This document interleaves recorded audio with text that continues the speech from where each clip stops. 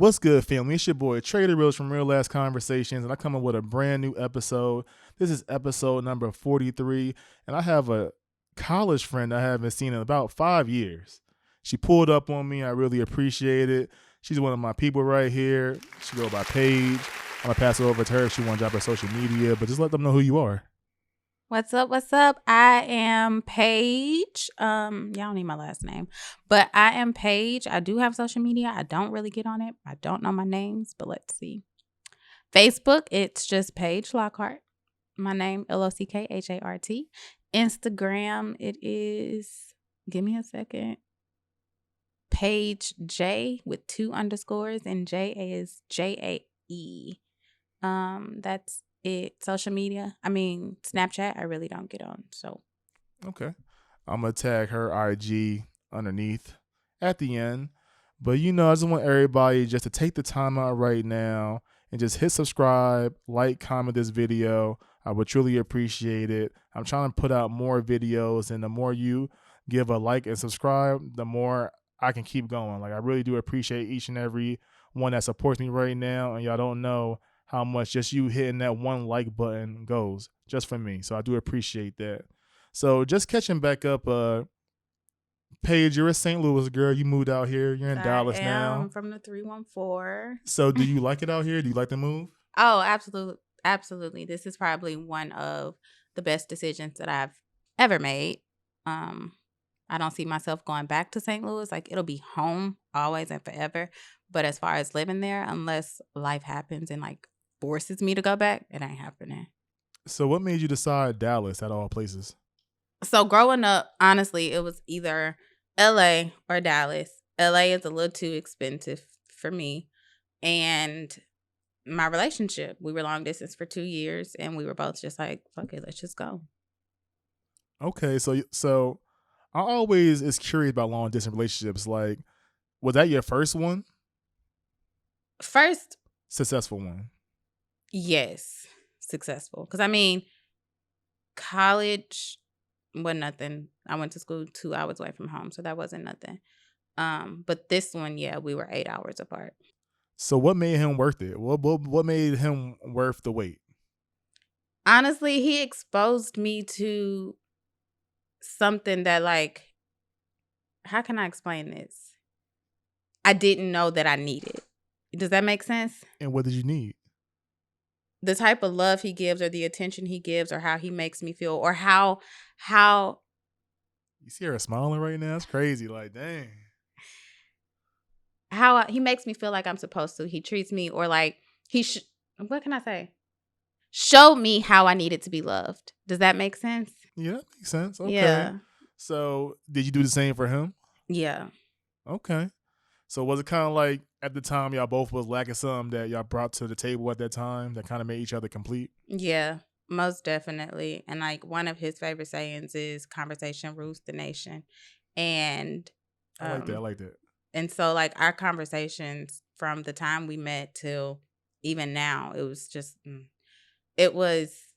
they're amazing. I can't talk. I'm speechless. That what love do to y'all. I don't know. It's just something about him. Okay. Well, I ain't want to, get you too off topic with that.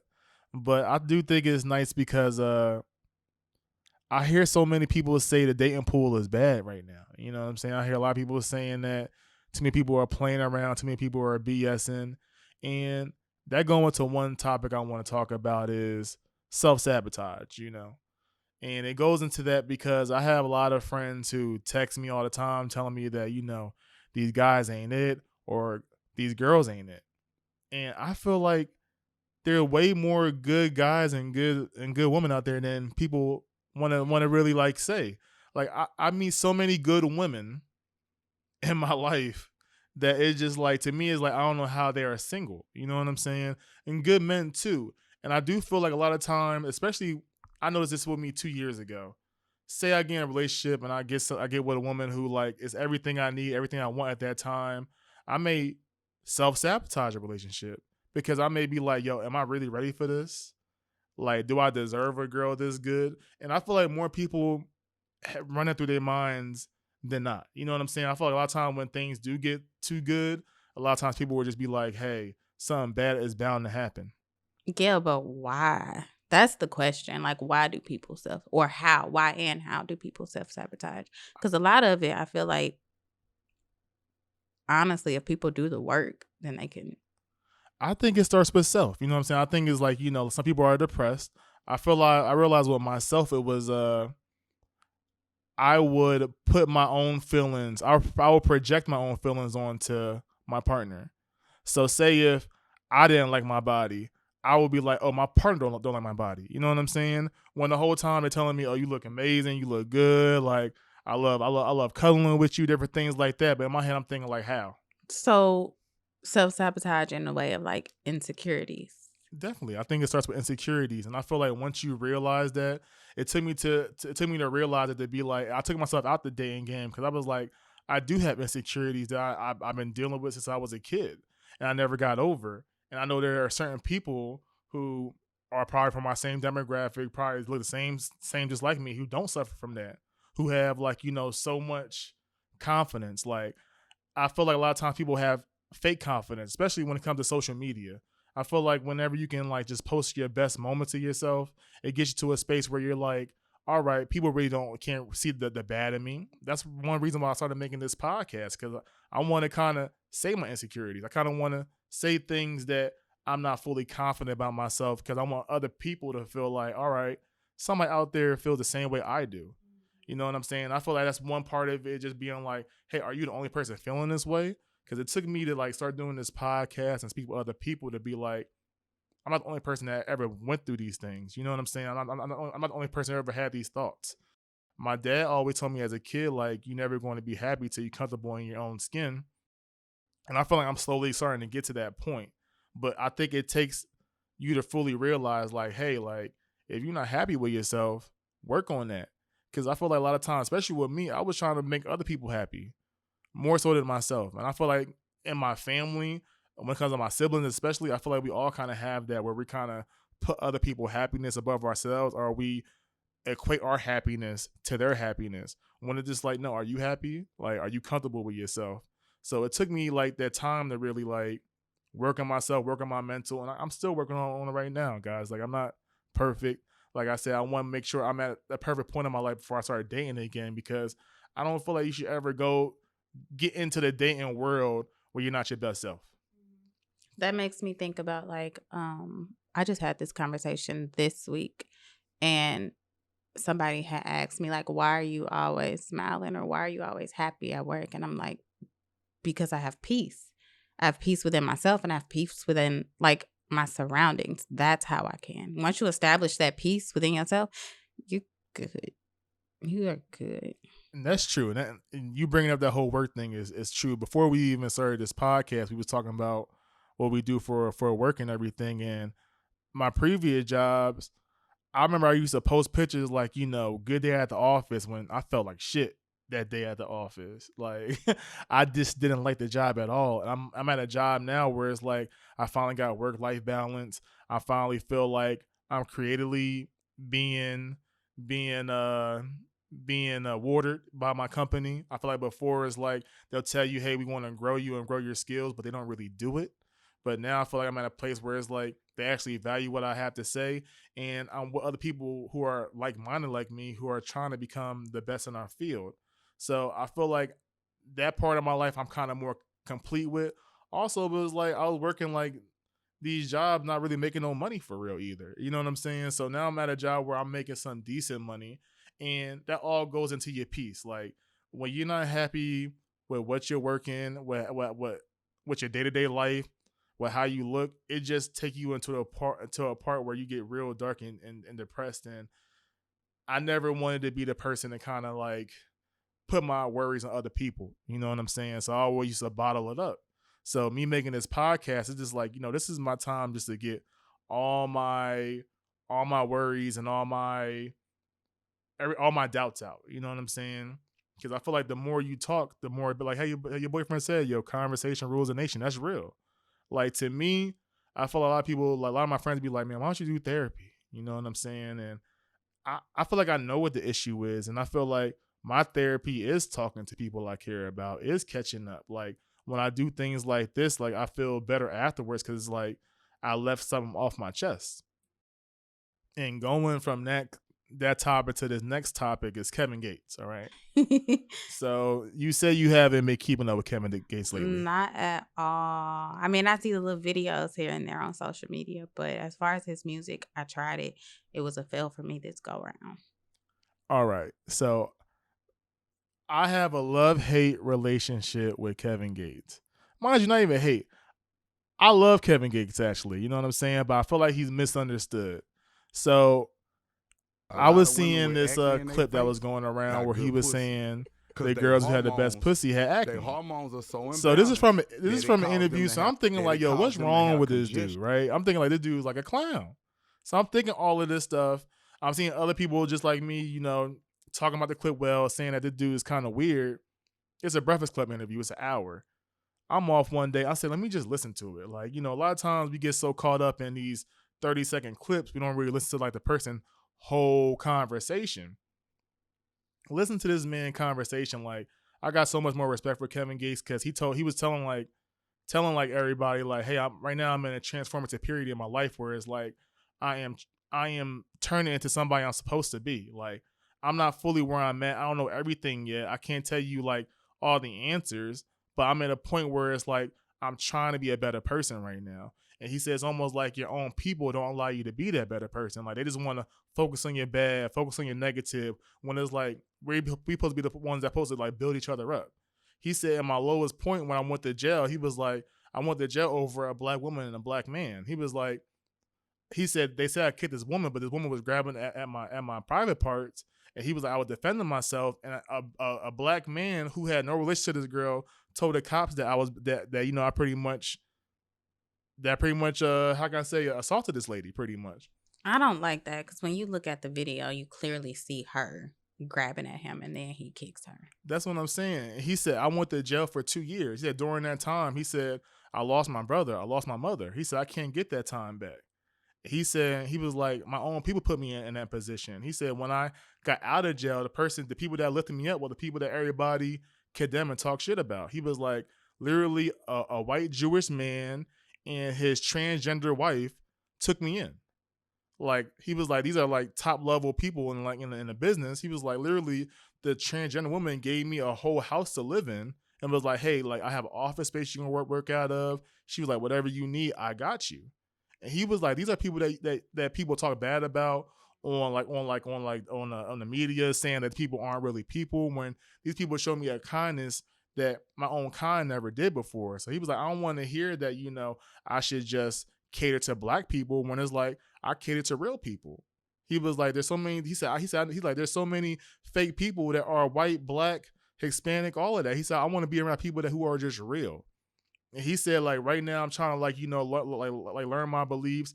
And he said, like, y'all ask me all these crazy questions, like y'all want me to answer it. He like, I'm gonna answer the questions. He like that what y'all brought me here for. I'm gonna answer it. But he was just like, I'm in a period where I'm just learning myself right now. And he said it's crazy how whenever you try to do something out the norm, people who look just like you condemn you for it. And like I'm looking on social media, like everybody's saying, "Oh, Kevin Gates a cornball. Kevin Gates like so crazy. Like man, I hate this dude." I even saw some of my friends was like, "Man, like if me and my boys saw Kevin Gates, we'll beat him up." Like it was like I don't like. They said it in a joking manner, but to me, it's just like, yo, like if y'all actually watch this dude interview, he spoke so much truth. That's the problem. That's like what you said earlier that people don't look at the whole conversation, the whole interview. You just get bits and pieces and you try to piece it together, and that wasn't the context of it at all. Exactly, and it's like he even said he was like, y'all keep asking me these crazy questions and y'all get these clips from me, but he was just like, I'm not the person that's going to just come to your platform and just not going to like, you know, be be entertaining, you know what I'm saying? He said I'm not going to come here and just be awkward. He like I'm gonna be myself, but he was just like when you take my stuff out of context, he was like that kind of like, you know, really frustrates me. He was like, people always say that I'm such a aggressive sexual creature kind of thing. He was like, to be honest, I'm celibate right now. He said I've been celibate for a minute, but he said I use my music as an outlet to transfer my sexual energy and aggression through it. So he like, yeah, some of my music may be like very sexual and aggressive. That's how I release my sexual frustration. But he said a lot of people don't know that I'm celibate, that I'm practicing like abstinence and stuff like that, semen retention. That's just music now, though. That's just how people look at music now. I saw a post the other day that said something about, man, these city girls and these Megan the Stallions got y'all over. I said, got y'all over here tripping and thinking that they real hot girls, and this whole time they tied down. Well, yeah, they make music, like you just said, to release or to entertain. That's strictly all it's for. Of course, what they're singing about or rapping about is not how they're actually living. Exactly. And it's just to me, I, I take internet for what it is. Like I don't take these little snippets for life, snippets for like for the whole story. I actually want to listen to the whole interview, and before I respond to it, I do know like a lot of people be like, man, like Kevin Gates still crazy. Whether he crazy or not, he is trying to find who he is. You know what I'm saying? And he's keep it to himself. Like he said I'm not asking you guys to come to these radio stations. Y'all inviting me. He was like, so should I feel like some way if you invite me? Or he like should I not feel safe? He was like, I should feel like I'm amongst people that care about me. And I agree with him. You know what I'm saying? Like I have never been like a big Kevin Gates fan, but that interview with the Breakfast Club we did like a month ago, I'll tell everybody to go watch it because I'm relating right now to it. I feel like I'm in a transformative period in my life where it's like I'm getting fully comfortable with who I am. And when I say that, I feel like my mind, body, and soul is finally getting on one wavelength. When before it was just like I felt my body was on this side, my mind was on this side. I feel like I was all over the place. Like it's to the point now that like I lost 15 pounds in the last like a month, not even doing anything, but to the point where it's like I can't eat like I used to. I can't do certain things. And before, when you younger, you like your mind be like, like you could do it. Like yeah, you could shove it down. But now it's to the point where my whole body just like nah. Like Trey, put this down. Hey, don't finish that drink. Leave that drink alone. Don't finish that. You can wait, say that for tomorrow, kind of thing. Like I'm like my body is starting to get to a point where it's like it knows the work it needs to do for itself. And to me, it's just like being on the same page, mind, body, and soul, it brings a different level of peace where it's just like you're finally doing work the correct way. That's why I say like if you want to get counseling and stuff like that, you can.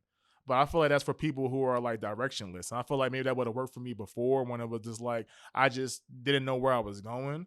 But I feel like right now I know exactly where I'm heading. I know exactly what my goals are. I know exactly what I want to do. And I feel like some people get scared of that. You know what I'm saying? Some people would get scared of structure. And the older you get, I realize the more I need structure. You know what I'm saying? So to me, I'm getting to a point where it's like I'm okay saying no. I remember before I used to feel bad for saying no. Like I would say no, or I say I would just go to some place and just hate the whole time I'm being there. It's just like no, I can't do it. I'm sorry. Just say Like no and be okay with it. like exactly like I'm not at a point where it's like I'm trying to please other people anymore. I'm at a point now where it's like I want to do the inner work for myself so I can please myself. And throughout all of that, the best form of trading is going to be the best for everybody. You know what I'm saying? You gotta be selfish in making those decisions. Most definitely. Like, and the older you get, the more comfortable you get with who you are. Like, maybe that's also. Maybe, I don't know whether me become closer to 30. Like me, even just think like crazy tangent. I don't even know like how this correlates because it wasn't astral projection. You know what I'm saying? I had a dream like three days ago, real trippy dream. It's like I went to sleep and like I guess like the last 10 minutes of my sleep is like I felt like I was outside looking in, talking to myself, but I felt like I could see inside of me was like some kind of glowing white stone or some glowing white like rock or something. I don't know what it was, but pretty much it was a rock and it had like pretty much a branch that was kind of ascending out to the sky. And it was like almost like it was telling me like, yo, like to me, it kind of felt like it was telling me like, hey, like keep going on the right track, like keep doing what you got to do. And to me, it was so trippy because I felt so warm at the time. So when I woke up, normally I don't remember my dream. Normally my dreams just like fade away. So I asked Facebook, I was just like, yo, like, what was this dream about?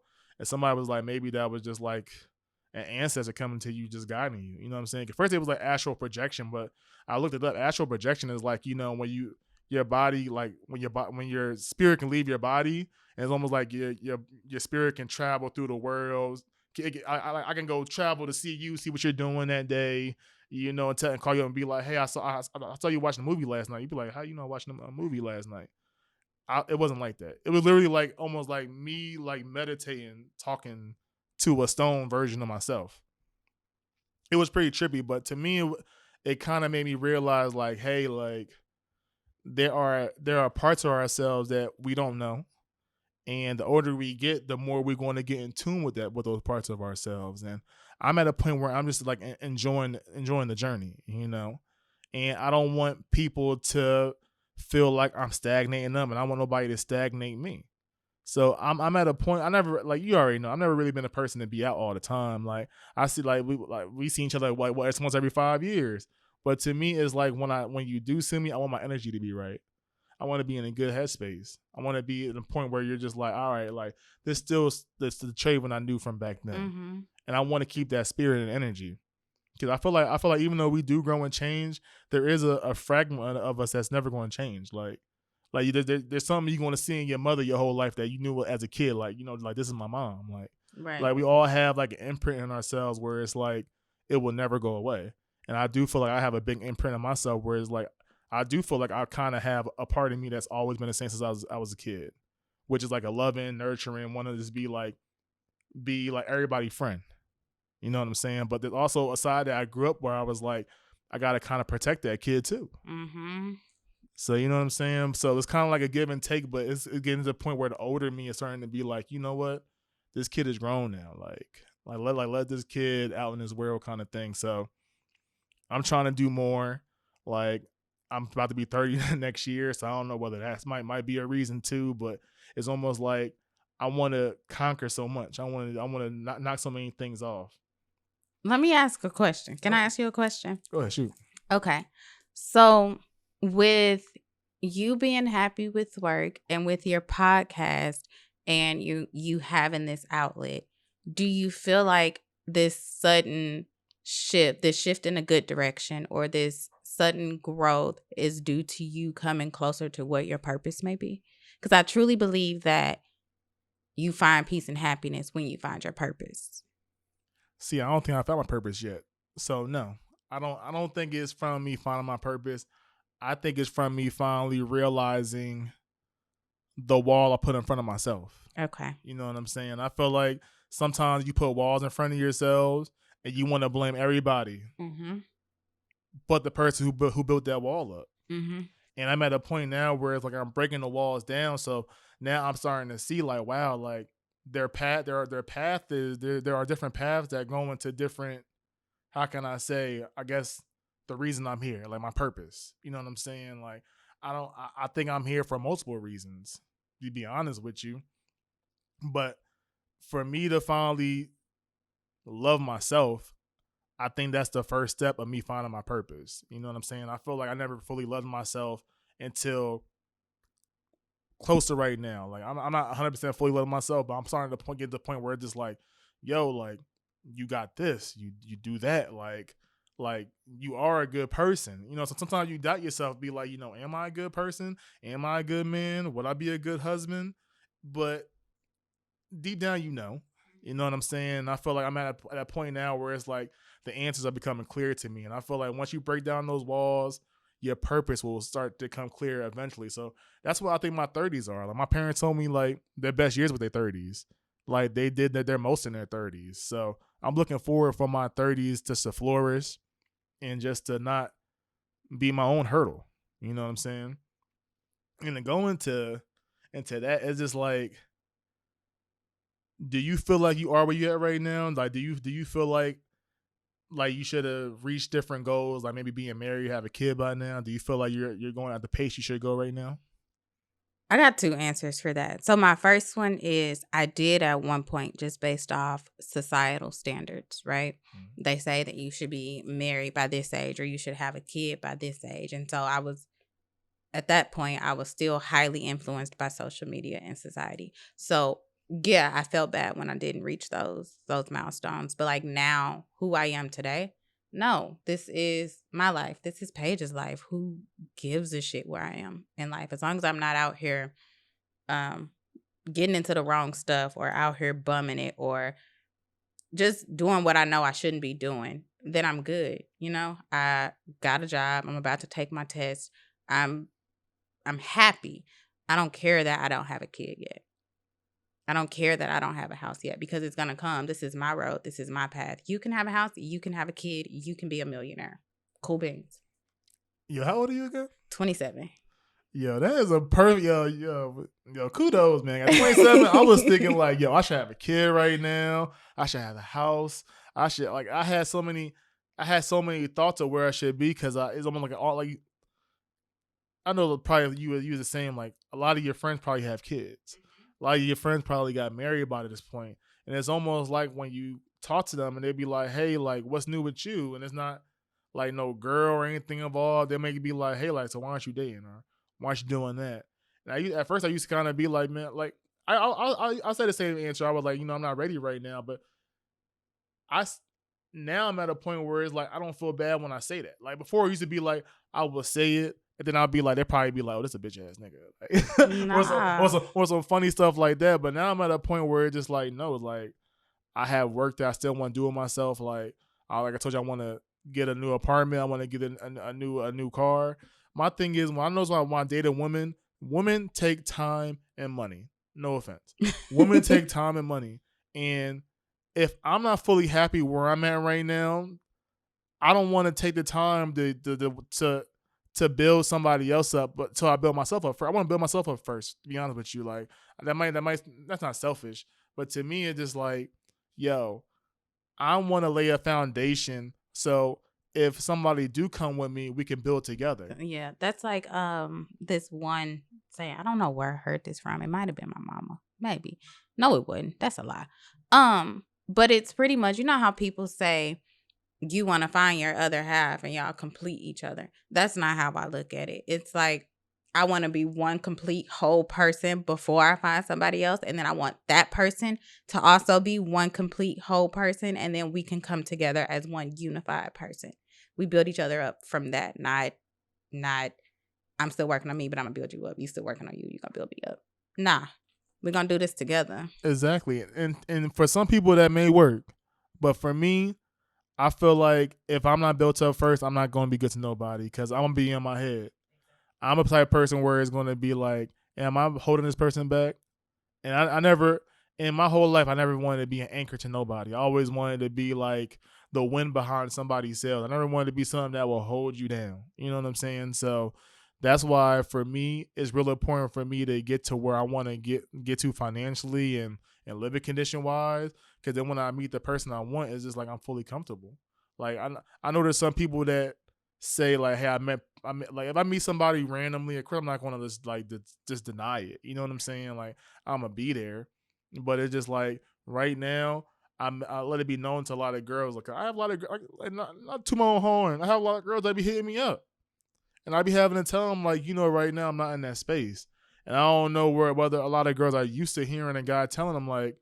They probably be like, this nigga gay. They probably think that. But I'm just saying, but like I don't think a lot of people be realizing that. You know what I'm saying? That's real. And the fact that you can come to them and say that, it's real. That's real life. I respect somebody more if they come to me and they say that versus they beating around the bush or hiding little things about their life. Nah.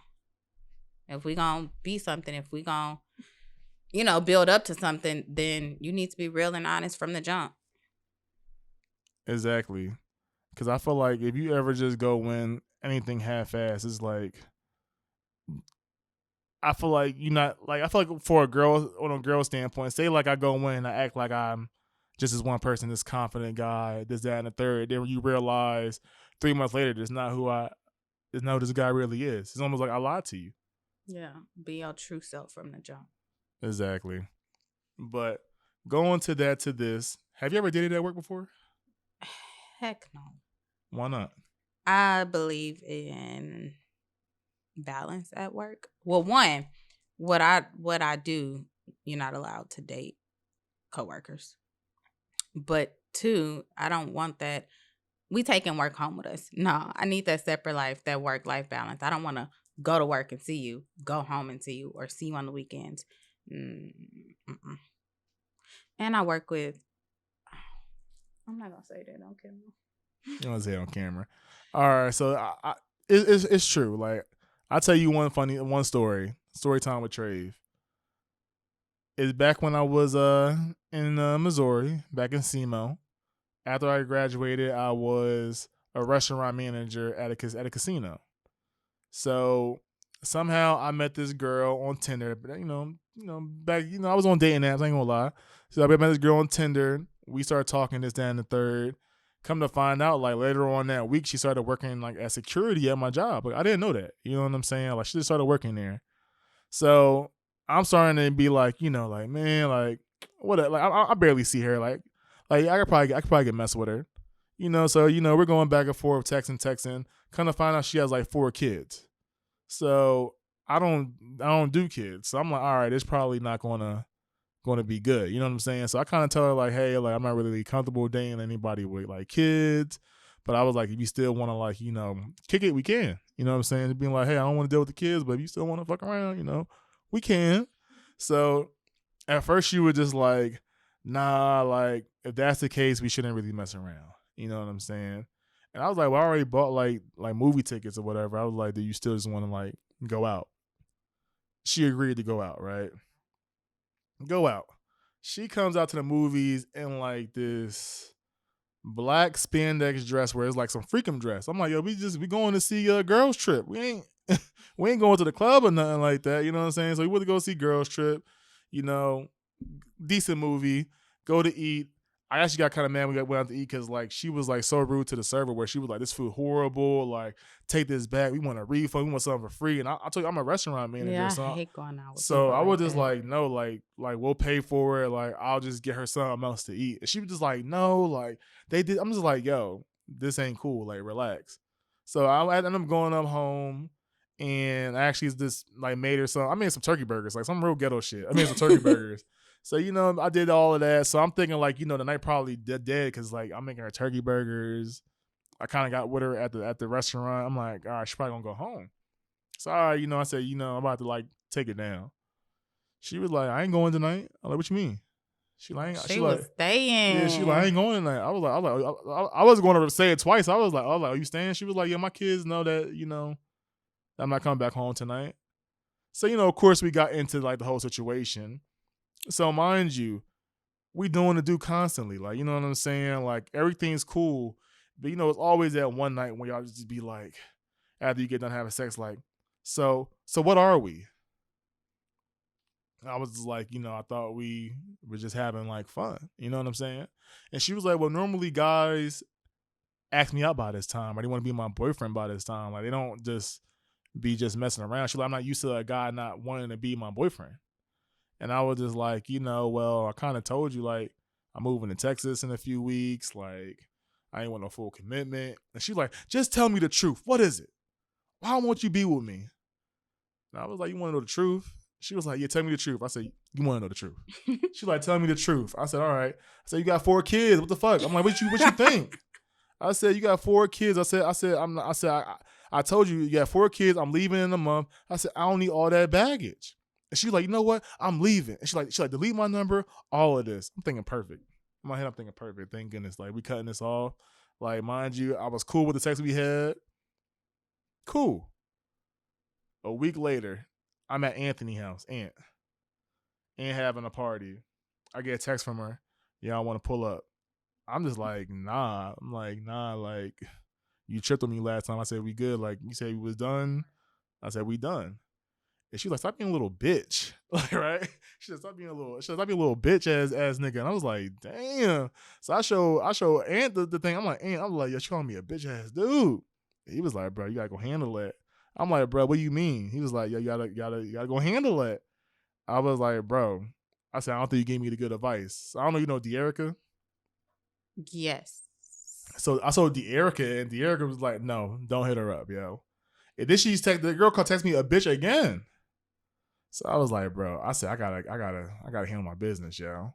So I got trapped in this shit again. So we started fucking again, and it started to get to the point where it's like she started asking me like for like back to school money for her kids and stuff like that, and I'm just like, no. You don't even bring nothing to the table. That's why I said I would just like no. So like I slowly would just like told her like one time I was just like, yo, like let's just leave it. Like, you know what I'm saying? Like I said, I don't want to deal with this no more. And it was so awkward because like she would pull up, like she would do patrols around my job all the time. Like she would stay at like in front of my restaurant, be like, is Traven here? And my server would be like, hey, the security officer want to talk to you at the front. I'm just like what's she doing? Like she's tripping. So to me, that made me realize like, yo, as soon as you realize you met somebody at work, let it go, because it was like I was seeing her everywhere, and I don't think it was by coincidence. You know what I'm saying? I feel like she was like literally stalking me. Yeah, at work. she sounded a little. I ain't gonna lie, pussy was crazy. good though. Pussy was good though. It's Jamaican. I'm about to say, but anyway, it was that made me realize not to be with nobody at work. But it's funny. I know a lot of people who do mess with people at work though, but it somehow was just always I feel like a funny story when you do mess with somebody at work. So it's good if you don't. Just don't do it. It's not worth it. And I work with kids too, and that get tricky. I'm good. Oh yeah. That's definitely a done deal. I'm good. All right. So last topic. So going off this whole, I'm mad. I feel like this whole episode about Kevin Gates. Yo, it's not about Kevin Gates. So I had another homegirl post a video about Kevin Gates. I don't know if we saw the video or not. Probably not. But it's like the caption was like, "Yo, he too grown to be doing this." You talking about that video with him and all black on stage? Yeah. Yeah. Okay, I know what you're talking about. Dig up in your stomach. I ain't gonna lie, yo. The video did look wild. He was doing a little too much. It was a lot too much. I'm big on comments on Facebook videos. I went to the comments. A lot of people call them cornballs, but it was some girl saying, I like that shit though. So I posted on Facebook and I was like, what makes a person corny to you? I feel like everybody has a definition of corny. It be people that I'd be like, yo, you dating this person? They corny as hell. But to that person, they be like, no, like this is like that nigga or that girl to me. That's true. It just depends on what you like. Exactly. So my question to you is, what makes somebody corny to you? Bro, if I can't get with your jokes.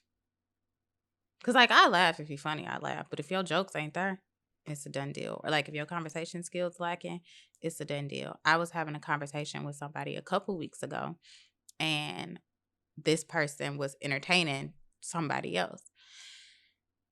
And they were texting, and the dude asked her a question. Okay, rewind.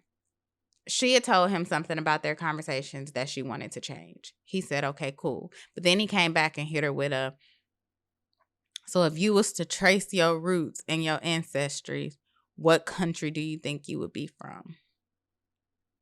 She said Japan. She black? Yeah. I mean, wishful thinking. I don't know. Wishful thinking. But I just felt like that wasn't the time or the place to ask that question. And that just like, that's a question you ask if you high. In my opinion. To me, that was a cornball move. Or like, I don't know. I don't really think people are corny for real. For me, I feel like anybody who's being somebody they not in public. Like, I feel like you ever had that one friend that you may go out and they act like a total ass out themselves. That's just lame. That's what I'm saying. I think that's corny as hell to me. Like, be yourself, boo. Exactly. I feel like if you go to five different crowds and you 5 different people, I feel like there's something wrong with that. You know what I'm saying? Like, I don't like people who like to try to impress other randoms. It's like, yo, we know you in real life. Yeah, that's we like fuck with you in real life. That's like showing off is corny too. Like if you got to be a show off, that's corny. Don't do that. If you got it, you got it. Cool, but you don't have to flaunt it. Like be humble about your stuff.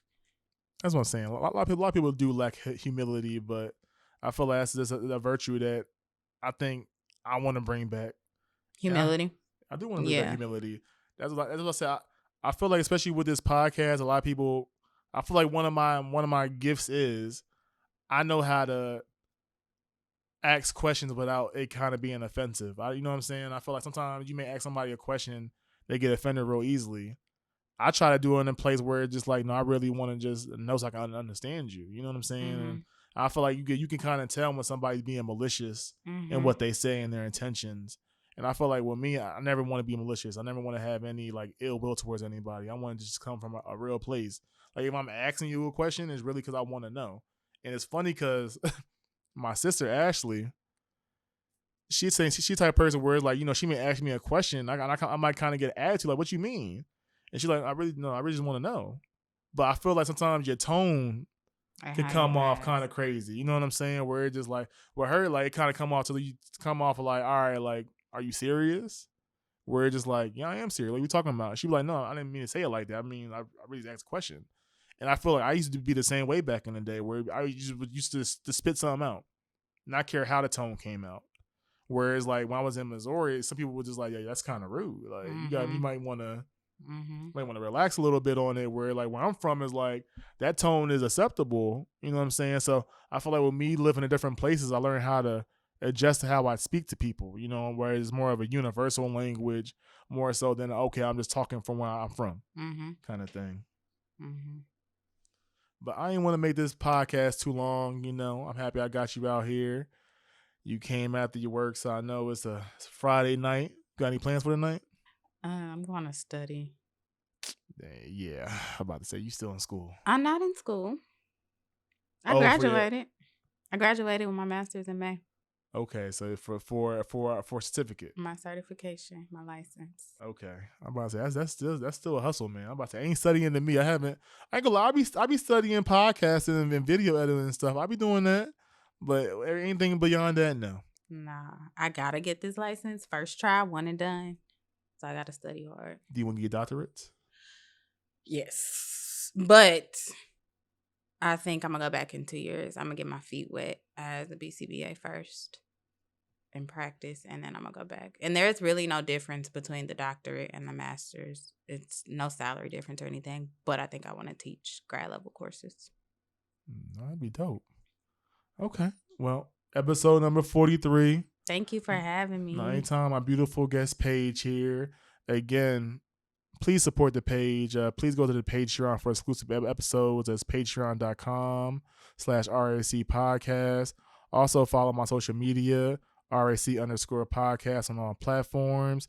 And if you're on my YouTube, it's Just Do Right Media. Everything I do it goes on there when it comes to like my anime content, my podcast content, and just my one-on-ones. That's something where I kind of like can get like a whole network hub where I'm kind of want to make my own. How can I say? I want to make my own TV network on there. If that makes sense. I want to do different shows, bring you more different things. So the more you support me, the more I would appreciate that. So please go to the Patreon or go to my Cash App, Cash symbol Traven Mabel. So this episode number 43 is all love, and just always keep it real with your loved ones, man. Peace.